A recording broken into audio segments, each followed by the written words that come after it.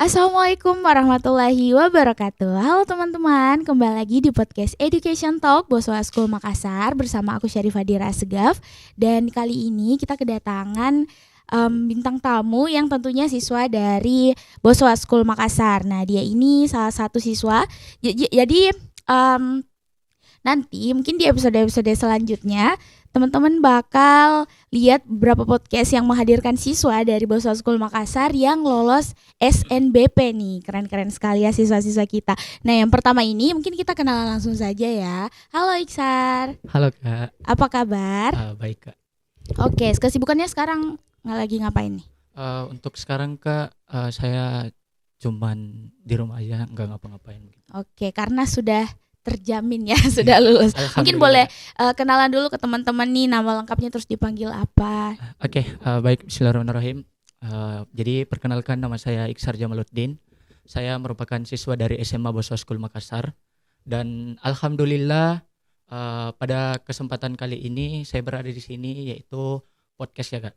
Jadi saya berhasil lulus di seleksi nasional berdasarkan prestasi atau SNBP di jurusan kedokteran atau Fakultas Pendidikan Dokter, Fakultas Kedokteran gitu. Di universitas? Di Universitas Hasanuddin. Wah, Ya. keren sekali. Oke nih, Iksar, saya kepo sekali. Sebelum tanyain proses kamu lebih lanjut, saya mau tanya kenapa Fakultas Kedokteran? Oke, kenapa Fakultas Kedokteran? Jadi sebenarnya saya mau cerita sedikit dulu Kak. Boleh. Jadi saya itu mau masuk ke kedokteran itu betul-betul karena kemauan saya sendiri, bukan karena orang tua saya ataupun dari motivasi orang-orang terdekat saya, tidak sama sekali. Itu pure memang karena kemauan saya sendiri.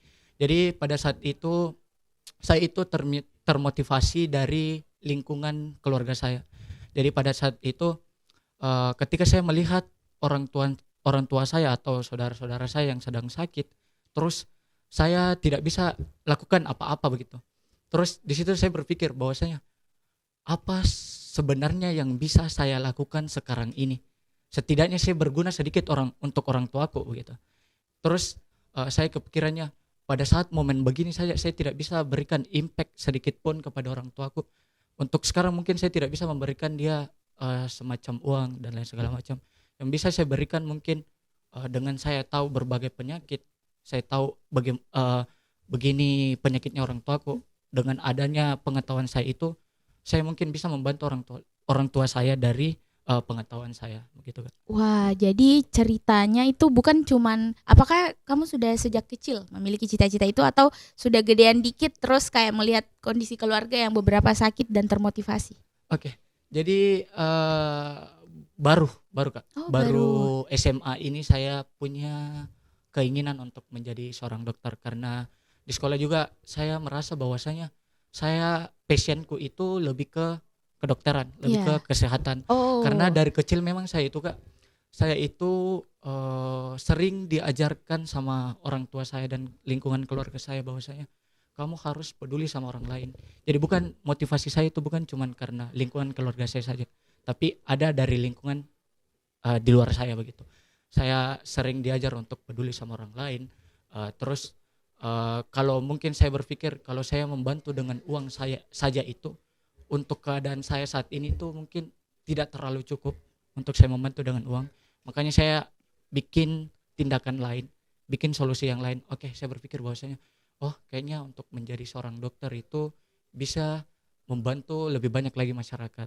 Wah, keren sekali. Jadi karena kepedulian kamu yang sangat tinggi terhadap orang di sekitar kamu, akhirnya kamu memutuskan untuk menjadi seorang dokter yang nantinya bakal bantu mereka kalau mereka lagi sakit. Keren sekali. Nah, momen di mana kamu melihat nih nama kamu lulus. Saya kan biasa ada FYP TikTok tuh, ada reaction, bikin nggak? Bikin. Wah, bikin. Terus gimana? Boleh diceritain nggak? Kayak bagaimana doa-doanya mungkin di awal sebelum pencet enter itu? Oke, jadi pada saat momen itu Kak, saya lupa hari apa itu. Betul-betul seharian itu saya pantau terus di depan tab saya. Saya pantau terus kan itu pengumumannya habis sholat asar. Oh ya. Ya, jadi saya sempatkan dulu sholat zuhur, setelah itu sholat asar. betul-betul itu yang di FYP saya itu TikTok dan IG itu Kak, setiap ada yang lewat doa-doa yang kayak gitu saya baca langsung kayak bilang, saya berharap bahwasanya ya Allah mudahkanlah segalanya begitu. Terus juga yang paling penting itu juga doa orang tua saya. Betul sekali. Saya juga minta maaf ke orang tua saya kalau ada salah saya. Terus saya bilang ke orang tua saya, anggap nih kalau saya tidak mendapatkan kesempatan untuk lulus di sini, tetap ya support saya begitu. Itu sih Kak. Oke, jadi pas momen dimana kamu akhirnya membukanya, bagaimana? Apakah nangis atau bagaimana? Nangis Kak. Nangis. Ya pada saat itu sebenarnya kan saya tidak terlalu berharap banget dengan SNBP ini. Makanya saya juga persiapan untuk tetap belajar ya. SNBT-nya. Jadi saya tetap les. Terus betul-betul pada saat momen itu saya tidak tertekan sama sekali, saya tidak stres sama sekali, enjoy aja gitu. Apapun hasilnya saya percaya dengan takdir Allah begitu. Masya Allah. Gitu aja. Terus pada saat momen itu yang pas saya klik dan hasilnya biru, saya tidak baca itu Kak, saya tidak baca di mana lulusnya, fakultasnya apa, universitasnya apa, saya tidak baca. Saya lihat warna biru, saya langsung peluk orang yang pertama saya peluk, mungkin spontan ya Kak, saya peluk kakak saya dulu. Karena saya spontan peluk kakak saya nangis gitu. Terus saya peluk orang tua saya lagi. Orang tua saya minta maaf, saya terima kasih gitu sama orang tua saya atas semua yang dia berikan kepada saya gitu. Betul-betul nangis banget. Dan di situ momen dimana saya melihat orang tua saya, tepatnya bapak saya tidak pernah melihat dia menangis. Dan pada saat saya melihat itu kayak tersentuh juga gitu. Akhirnya dari SMP saya mungkin tidak ada satupun sekolah yang terima saya di SMP. Saya tidak lulus di SMA manapun. Pendaftaran SMP ke SMA itu saya tidak lulus sama sekali di SMA manapun. Dari situlah saya mulai termotivasi untuk belajar. Saya ingin membanggakan kedua orang tua saya. Itu yang cita-cita saya. Alhamdulillah sekarang sudah terwujud satu persatu. Wah, keren sekali. Jadi memang rezekinya untuk belajar di BSM dan akhirnya banget. bisa tembus di Fakultas Kedokteran. Alhamdulillah. Keren sekali. Jadi reactionnya bareng-bareng ya, satu keluarga langsung. Satu keluarga Kak. Wah, keren sekali. Jadi pressure-nya juga berbeda juga karena ditonton sama keluarga yang lain. Tapi di situ Kak, saya betul-betul kayak yakin banget. Saya enggak stres banget Kak.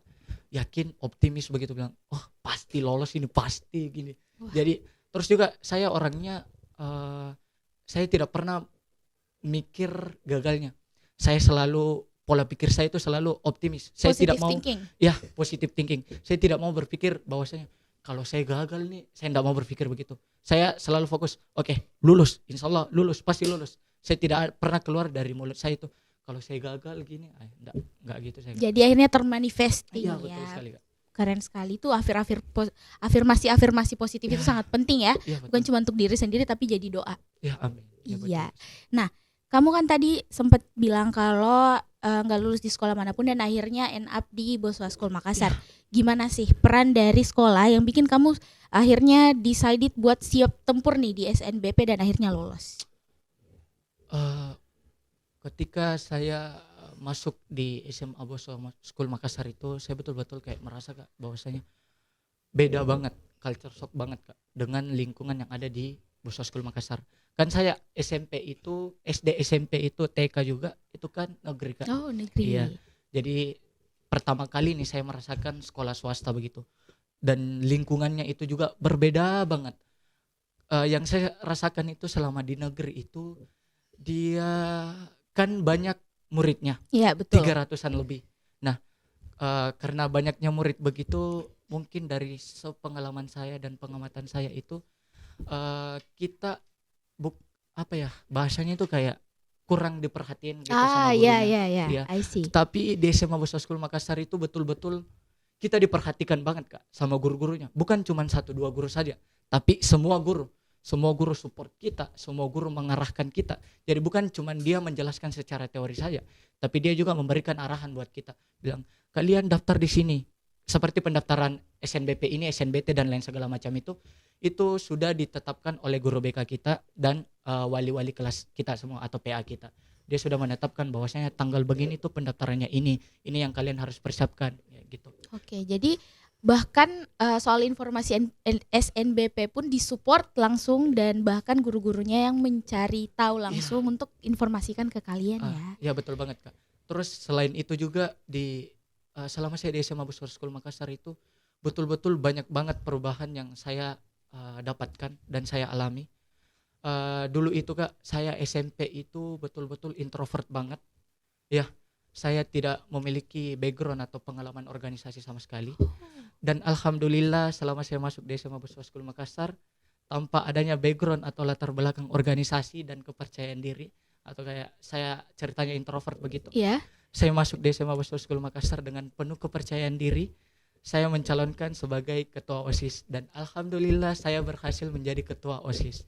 Wah, jadi kamu ketua OSIS Ya betul sekarang. banget Kak. Wah, Saya keren ketua sekali. OSIS. Nah, kan kamu ketua OSIS nih, Ya. pasti tentunya sibuk. Sibuk banget. Sibuk banget. Banget Kenapa? Bagaimana proses kamu, bagaimana organisasi di sana sehingga kamu masih bisa dibilang balance nih antara akademik dan organisasinya. Bagaimana kamu mungkin time manajemennya atau apa sehingga kamu masih bisa lolos SNBP di fakultas yang bisa dibilang passing grade-nya tinggi banget ya tentu saja. Ya. Jadi kayak bagaimana kamu memanage waktu kamu untuk belajar dan bagaimanalah dunia organisasi di sana. Oke. Jadi pertama itu saya mau tanya alasan saya dulu kenapa saya ingin berorganisasi. Iya. Jadi saya itu punya plan, punya rencana dari pada saat saya SMP. Jadi saya itu selalu mencatat rencana-rencana apa yang akan saya lakukan ke depannya supaya saya tetap berada di tujuan saya atau jalur saya gitu. Jadi pada saat itu kenapa saya ingin masuk atau berorganisasi karena tujuan saya yaitu kan ingin masuk ke kedokteran gitu. Terus perlu yang namanya prestasi. Iya, Nah, betul. di situ saya mencari prestasi akademik dan non akademik. Jadi prestasi non akademiknya saya itu ya dengan cara berorganisasi dan juga berprestasi yang lain. Saya juga dulu itu saya atlet karate di SMP juga. Iya. Jadi saya berorganisasi, terus saya cari tips and triknya bagaimana supaya lolos SNBP dan ternyata organisasi itu berpengaruh banget atau menunjang banget untuk kelulusan SNBP saya. Makanya di situ saya masuk organisasi OSIS untuk di sekolah dan di luar sekolah juga saya punya organisasi. Saya masuk organisasi yang relevan dengan pendidikan dokter ini atau kedokteran ini, fakultas kedokteran ini. Apa yaitu itu? Yang peduli terhadap lingkungan masyarakat. Itu sebenarnya yang paling dilihat oleh universitasnya. Jadi kita dilihat keaktifannya di organisasi begitu. Saya ikut di Forum Anak Kota Makassar gitu juga. Ya, saya aktif di situ juga. Terus untuk manajemen waktunya itu Kak betul-betul jujur Kak kan saya tidak memiliki pengalaman sama sekali. Makanya saya kaget dengan banyaknya urusan gitu. Apalagi ada organisasi eksternal kan. Iya betul banget Kak. Di situ cara saya untuk manajemen waktunya itu saya itu orangnya Kak betul-betul pada saat di sekolah saya betul-betul belajar. Ada orang yang nyantai aja nyantai. Kayak ada gitu. Ya, saya tidak begitu Kak. Betul-betul saya pemikiranku itu pada saat itu bedakan semua lingkungannya begitu. Kalau belajar, kalau waktunya belajar ya belajar. Kalau waktunya berorganisasi ya oke organisasi. Kalau waktunya makan ya makan. Kalau waktunya santai-santai ya santai. Jadi betul-betul itu karena adanya semua plan saya selalu tulis jam segini itu saya begini. Ya, saya punya di buku saya ini dengan di catatan atau note saya. Saya tulis semuanya. Oke, jam 6 itu saya bangun, saya lakukan olahraga dulu. Setelah olahraga saya baca buku. Saya suka banget juga dengan baca buku. Setelah baca buku saya kerja tugas begitu. Setelah kerja tugas lanjut kerja yang lain-lain begitu. Jadi semuanya sudah terplan? Ya. Kamu suka tulis di sticky note gitu ya? Kayak suka di banget, meja. Mungkin boleh di-spill fotonya ke teman-teman nih. Siapa tahu termotivasi juga dan akhirnya bisa lolos kemanapun yang mereka mau. Silakan ke kamera. Ini adalah sudut baca saya. Di sini tuh ini saya tulis 2023 kalau nggak salah. Kalau bukan 2023, 2022. Ini tuh semacam motivasi buat saya, dan juga ada your goals 2026. Saya tulis semuanya di sini, kayak di sini saya tulis Bismillah 2026 itu bisa lulus Universitas Impian dan Fakultas Impian. Betul-betul saya tulis. Terus juga saya motivasi diri saya juga sendiri, semuanya ada di sini. Untuk motivasi lainnya atau motivasi eksternalnya itu, saya suka membaca buku itu, saya mendapatkan motivasi berbagai sudut pandang. Salah satunya itu motivasi yang paling saya suka itu adalah motivasi dari Aristoteles. Di sini tuh motivasi yang diberikan oleh Aristoteles itu, dia berkata di sini bahwasanya the power of pemikiran atau pikiran, the power of mindset. Jadi pikiran itu melahirkan sebuah tindakan, dan tindakan itu menghasilkan sebuah kebiasaan, dan kebiasaan itu membuahkan sebuah karakter, dan karakter itu yang akan menciptakan sebuah nasib. Jadi semuanya itu berawal dari mimpi, semuanya itu berawal dari apa yang kita pikirkan. Jadi berpikirlah sebagaimana mestinya, dan tidak ada yang tidak mungkin menurut saya, Kak. Betul, saya lah yang mengalami ini, saya betul-betul tidak memiliki pengalaman sama sekali, tapi di sini juga ada yang tertulis Kak. Ini motivasi dari Andrea Tote itu, dia pernah bilang bahwasanya ada 2 rasa sakit yang bisa kamu pilih di dunia ini. Rasa sakit dari disiplin dan kerja keras, atau rasa sakit karena penyesalan, gitu. Betul-betul itu motivasi internal dan eksternal saya itu berpengaruh hingga saat ini. Wah, keren sekali. Jadi saya sudah tidak heran kenapa kamu benar-benar optimis dan memberikan afirmasi positif, karena kamu sendiri suka baca dan termotivasi dari kutipan-kutipan dari buku yang kamu baca ya. Betul banget. Keren sekali. Dan kerennya itu karena bukan cuma ngebaca, tapi kamu benar-benar imply ke kehidupan kamu sebenarnya. Keren sekali, Iksar. Nah, kan setelah kamu decide buat masuk ke fakultas kedokteran, kan kamu tahu tentunya pasti seleksinya ketat, terus saingannya banyak. Nah, apakah kamu pernah merasa jenuh atau mungkin kayak apa ya? Kalau saya mau bilang insecure, tapi kamu optimis ya, atau mungkin jenuh dengan segala kesibukan yang akhirnya bisa bawa kamu untuk lolos lah ke SNPB. Dan kalau kamu jenuh, bagaimana cara kamu menghilangkan rasa jenuh itu? Oke. Untuk masalah jenuh itu, Kak, betul-betul saya orangnya tidak sama sekali merasa tertekan, merasa stres dengan apa yang saya pilih, dengan ketatannya gitu kan. Saya tidak pernah berpikir ke gagalnya, saya tidak pernah berpikir sama sekali yang seperti itu. Betul-betul saya fokus dengan diri saya fokus ngembangin diri saya tidak pernah takut menghadapi semua hal, baik itu orang yang lebih pintar dari saya. Malahan karena banyaknya saya membaca buku yang seperti itu, saya banyak mengambil sudut pandang, pola pikir saya betul-betul itu berbeda dari orang lain. Kalau saya melihat orang lebih sukses dari saya malahan termotivasi. Pasti saya bisa lebih dari dia. Dia bisa, saya juga bisa. Iya, begitu. Mantap. Itu contohnya kayak lingkungan sekitar saya, jangan terlalu jauh dulu. Kayak anggap kan saya tidak punya pengalaman organisasi begitu, contohnya organisasi.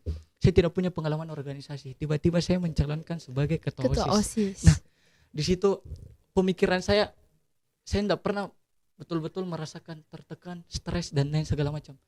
Intinya yang buat saya begini itu karena pola pikir saya dan prinsip saya. Prinsip saya yang saya terapkan itu hanya satu yang kita punya di hidup ini, yaitu keberanian.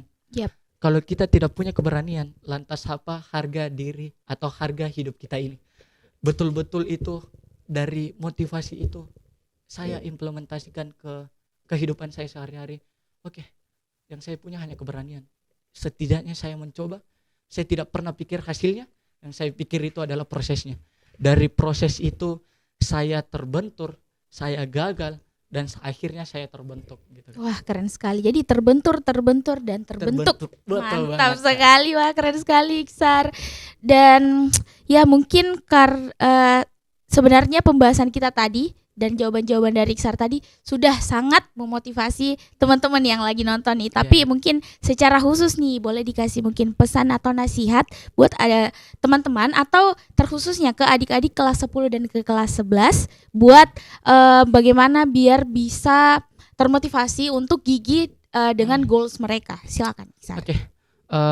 Mungkin untuk nasihat menurut saya untuk saat ini saya merasa bahwa saya masih kurang pantas untuk memberikan nasihat. Saya ingin memberikan pesan saja berdasarkan apa yang saya alami. Saya tidak akan bisa berbicara atau berada di posisi saat ini kalau saya tidak merasakannya atau saya tidak mencapai apa yang saya inginkan begitu. Oke. Jadi mungkin dari saya itu saya ingin memberikan tips and trick aja. Yep. Oke. Buat teman-teman aja, buat teman-teman kelas 11 dan kelas 10 itu yang membuat saya berada di sini itu atau yang membuat saya berhasil mewujudkan salah satu impian saya itu karena diri saya sendiri. Jadi betul-betul itu motivasi dalam diri itu paling penting banget dari motivasi eksternalnya. Jadi yang perlu kalian perbaiki itu adalah diri kalian terlebih dahulu.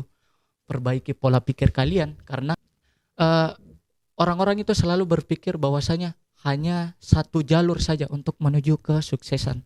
Tapi ingat bahwasanya Allah berikan kita pemikiran, Allah berikan kita otak, maka pergunakanlah dengan baik. Allah itu, percayalah dengan takdirnya Allah.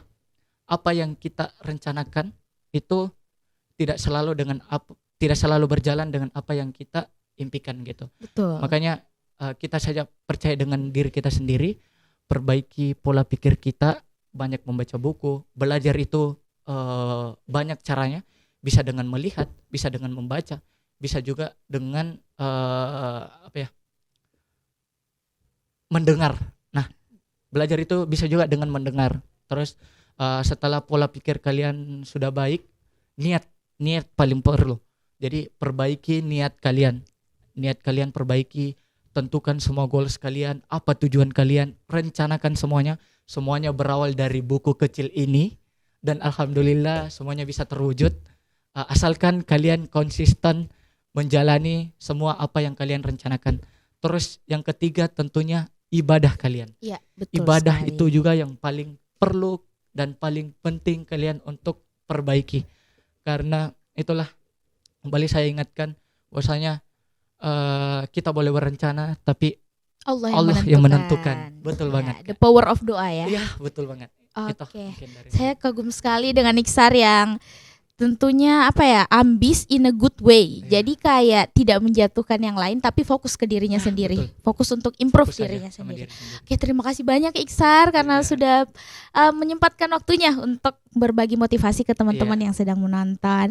Dan untuk teman-teman Boso School Makassar, terima kasih juga sudah menonton hingga akhir. Semoga apa yang Iksar bagikan di podcast kali ini bisa membuat teman-teman sekalian termotivasi dan akhirnya mau juga untuk berubah dan memberikan afirmasi-afirmasi positif pada diri kalian bahwa kalian bisa untuk mendapatkan apa yang kalian mau. Seperti tadi kata Iksar, Allah tidak akan memberikan kalian sesuatu yang kalian tidak akan bisa survive dari itu. Terima kasih sudah menonton episode kali ini. Sampai jumpa di episode selanjutnya. Bye bye. Assalamualaikum warahmatullahi wabarakatuh.